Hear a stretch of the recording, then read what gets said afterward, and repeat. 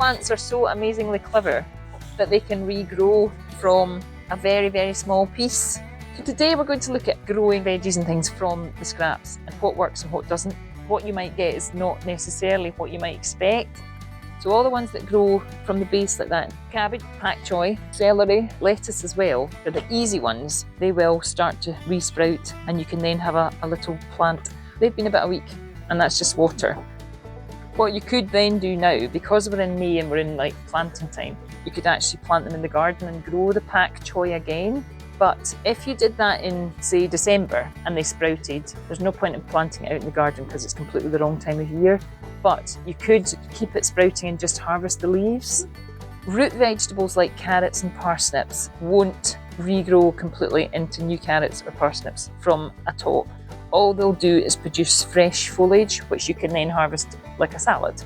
So depending on the plant and the way it grows, the nature of it, some things will grow completely, other things won't. If it's something like a leek, an onion, a spring onions are the best because they're really easy and they're quick. As I say, that's been about a week.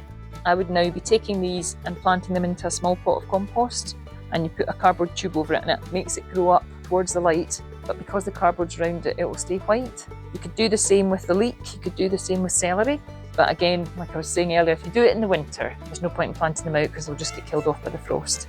This is the leek that we started off last week. That's new root growth. Wow. And the base is coming out of it.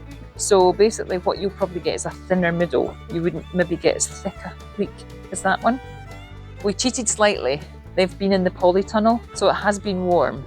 If you imagine that's a sunny windowsill in the house, then it's the same sort of conditions.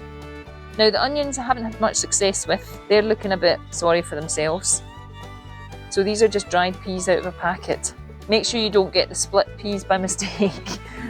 I put them in water and in theory they should grow into little pea plants. You can sprout them on your windowsill and do the pea shoots in a tray. They taste delicious. Or you can put them in a pot of compost and they're easy and they're quick. They just want to germinate. And then you could plant them out in the garden if that was what you wanted to do. Bit of fun, see how you get on, see if you can get them to germinate, and then you can have a fresh supply of pea shoots.